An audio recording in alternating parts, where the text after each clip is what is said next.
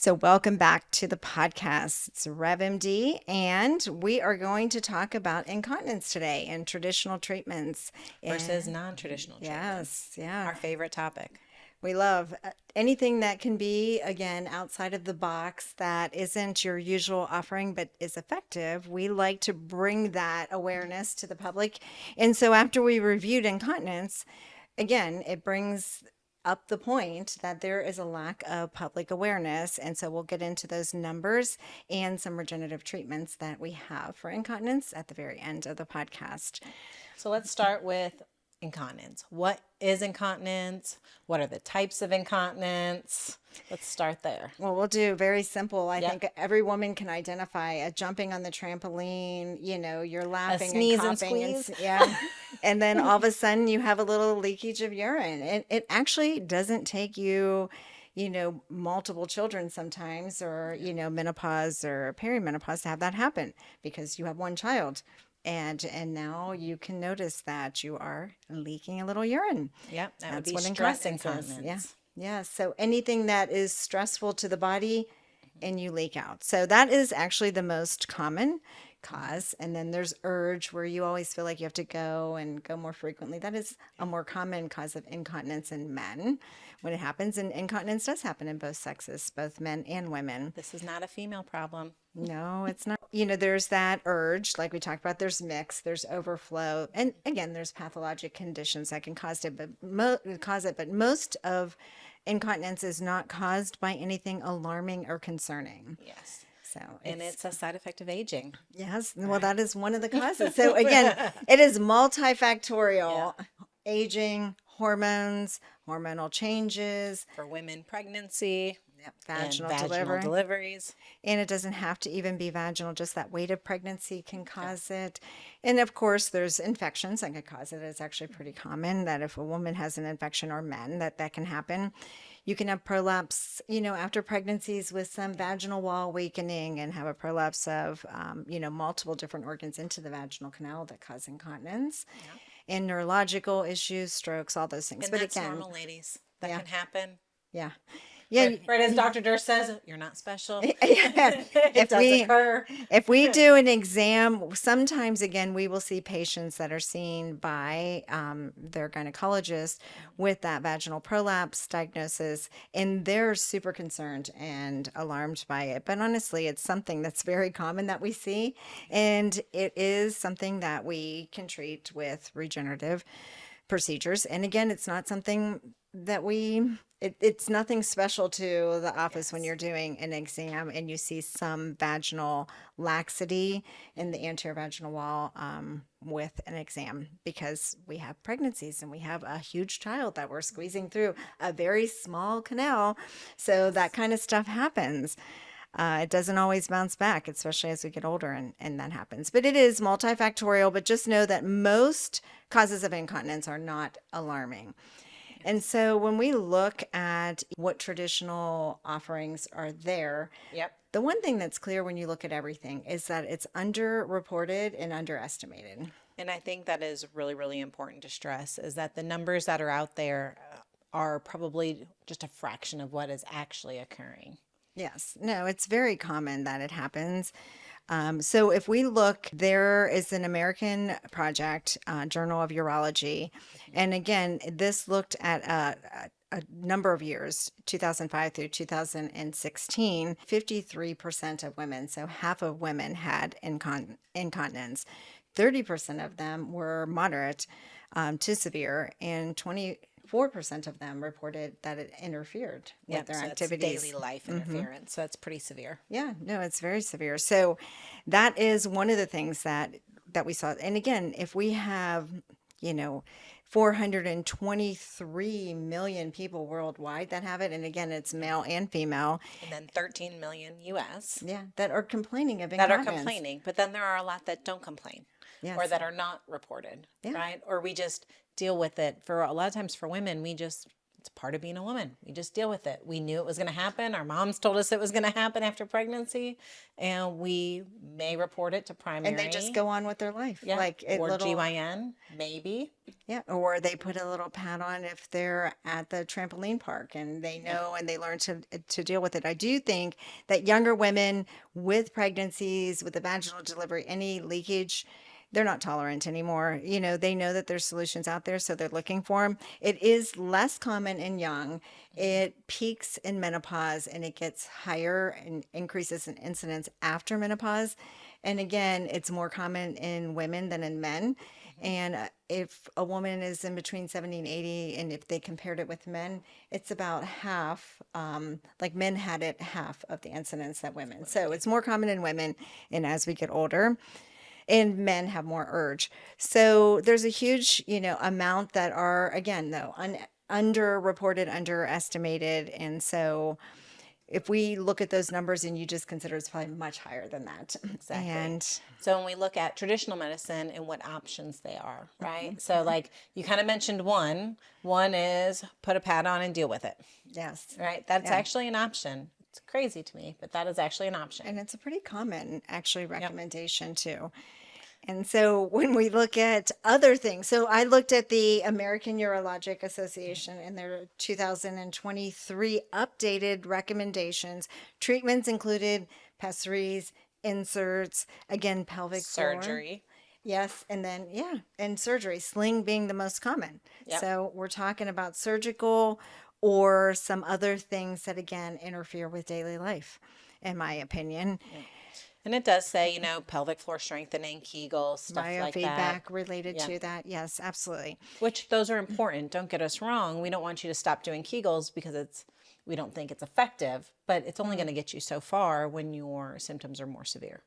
Well, and again, although I will say that the treatments involved pretty much like inserts, pelvic floor, muscle biofeedback. So I'm still thinking they're talking more like a PT, a more active than Kegels. I never saw Kegels actually mentioned on the American Urologic Association 2023 update, but it also didn't mention injection. So there is another, again, treatments for urinary incontinence and NIH, in 2023 that reported medications, and then it talks about Kegels more. Yeah. So it talks about those alternative, methods that you can do that true. are So those are under alternative. Yeah, that are non-medical and non-surgical, and so but injection therapy, Botox in the bladder.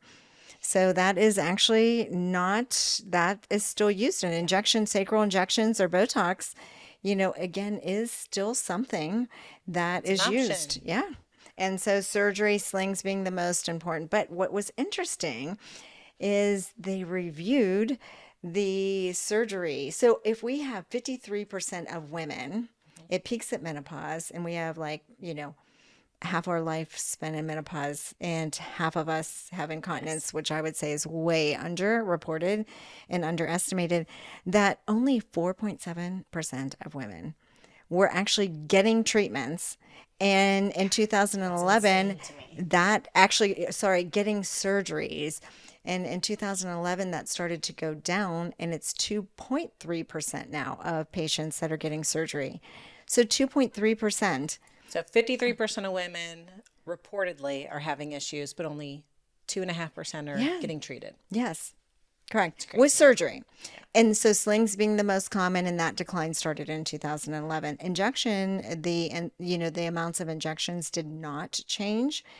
So those sacral injections, Botox were reportedly the same, but the surgeries had decreased, and anything but slings had basically went to zero. Do you think that those surgeries are decreasing because people are becoming more educated about alternative options? They're finding places like us and doing PRP and things like that? Well, I think that's a great question, because I think the main drive home point here is that there were no treatment options mentioned about regenerative treatments, not one. In the American Urologic Association 2023 update, I didn't see. And again, if somebody finds those and can point them out. And the NIH 2023, no regenerative treatments mentioned as well. So I think that's the question. Right. Is, so are we doing more regenerative outside the box?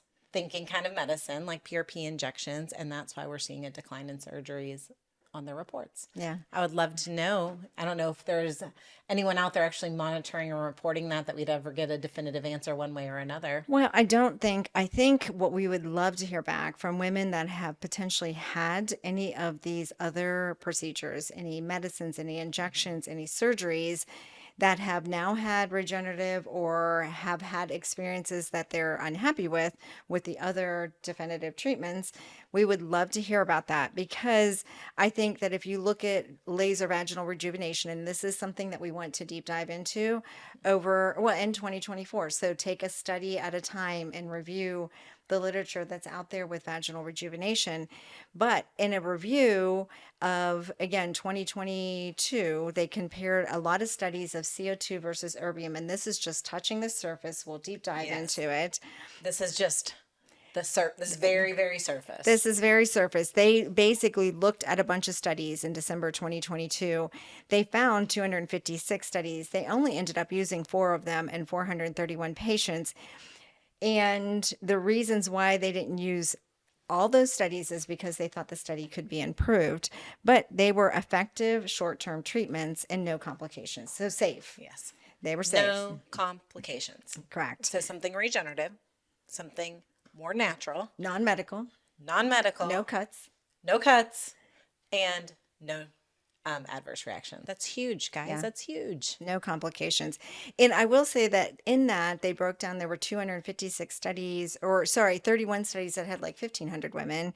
And again, but no safety concerns with those. And so And it's using erbium, or for us, that's a laser that we use in office, the Photona laser. yeah, yes. For treatments.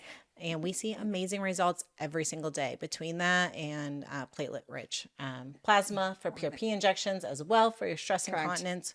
Correct, Between yeah. those two, we're really just seeing huge strides and improvements for our patients. Yes. And they're non-surgical. We're not cutting. Yeah. We're not having downtime. Well, and I'll take that even a step further, because it actually compared CO2 and erbium, and CO2 is ablative.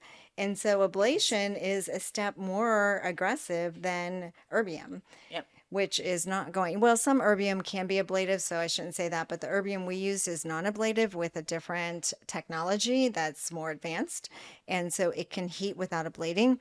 So that's with CO2 ablation too. And so no still- complications. Yeah. No complications. Yes. Stress again. Yeah. No cuts, no complications. So no. Zero. So what we would like to do, because I have always said and strongly believe that patients are more proactive than providers and physicians in the medical community in this regard. They are looking for solutions that are non-traditional, and regenerative happens to be one of those. And so this is an area of significant impact. 53% of women experience incontinence, and 40% is moderate to severe. Yes. And so again, this can have a significant impact that doesn't involve medications or surgeries. And so we need to look at these studies closely. So that's what we plan to do. We'll take one at a time and just break it down, and we can look at studies that look at that. And then we're going to pull some more studies on the OSHOT. I know we've done Yes, we've some. done lots on that. Yeah. You can look at our YouTube channel and find lots of podcasts and information on the OSHOT, because it is one of our favorite procedures we do in our office. Yeah. But if any of you out there have any experience with a sling or mesh, or have done some of these erbium treatments or a Photona treatment for urinary incontinence or any form of incontinence, please let us know. How did that go? What did you love? What did you hate? Did it work? Did it not work? Yes. Women out there that are looking for answers. We would love to We'd get your love to hear from feedback you guys. on it. And we want feedback. And again, we just want to educate and at least make the public aware of other non-traditional regenerative options that are there for such an impactful condition. Exactly. So, yeah. So if you guys have your experience, let us know. If you want to deep dive into anything else, let us know, because we are willing to deep dive into anything wellness or sexual wellness. Thank you. Thank you.